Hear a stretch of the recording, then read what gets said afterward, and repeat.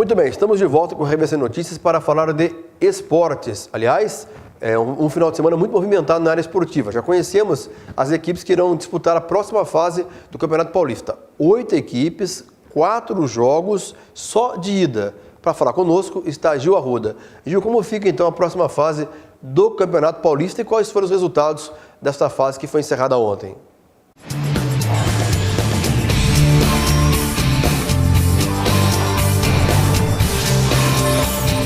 Muito bem, estamos de volta com o RBC Notícias para falar de esportes. Aliás, é um final de semana muito movimentado na área esportiva. Já conhecemos as equipes que irão disputar a próxima fase do Campeonato Paulista. 8 equipes, 4 jogos só de ida. Para falar conosco está Gil Arruda.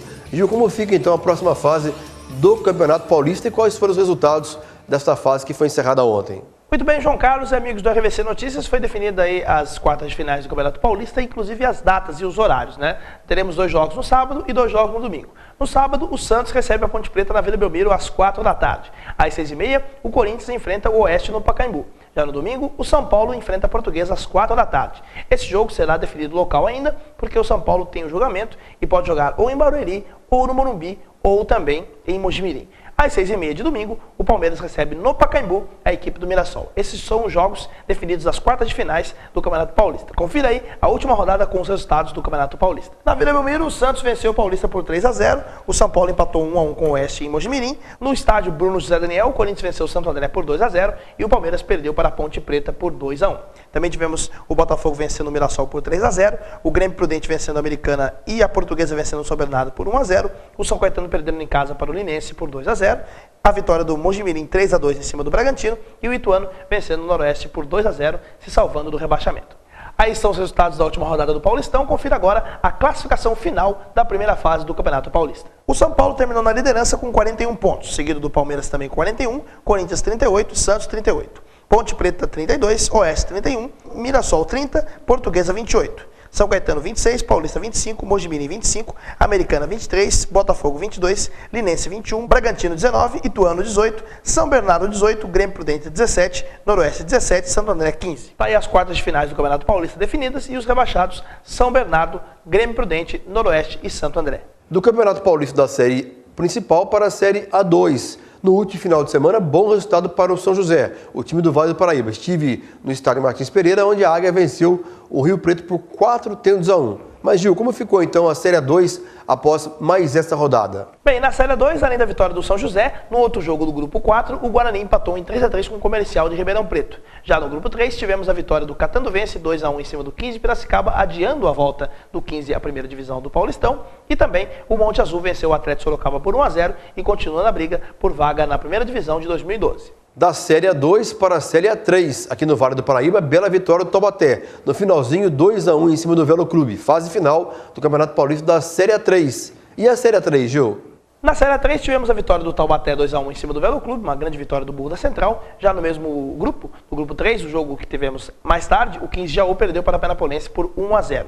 Já no grupo 4, tivemos a vitória do São Carlos 4-1 em cima do Santa Cruzense e a vitória do Flamengo de Guarulhos por 2-0 em cima do Grêmio Osasco. Ok, nessa Série A3, 4 equipes sobem para a Série A2 de 2012 do Campeonato Paulista. Ainda na área esportiva, jogos importantes em Minas Gerais e no Rio de Janeiro. Aliás, teremos a fase final do Campeonato Carioca. Vamos destacar os outros jogos pelo Brasil e o Ronaldinho Gaúcho, que até perdeu o pênalti e o Flamengo só ficou no empate. Os estaduais pelo Brasil entram na sua fase decisiva. No Rio de Janeiro, as semifinais da Taça Rio ficaram assim: o Flamengo enfrentando o Fluminense e o Vasco joga contra o Olaria.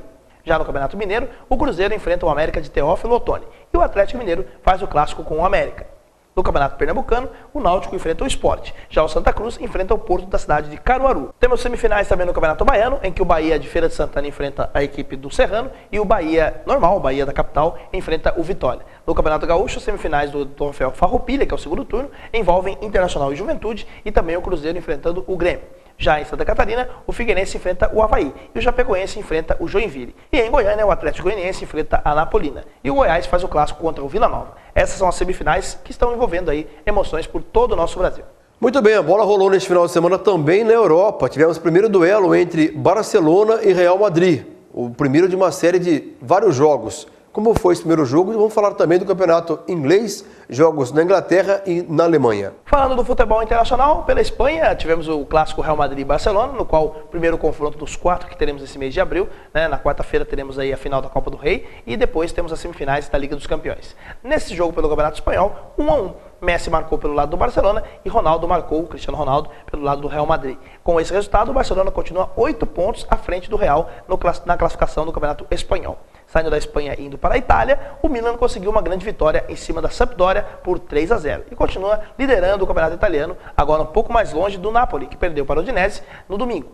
A Internazionale perdeu mais uma, perdeu para o Parma e também se distanciou da briga pelo título.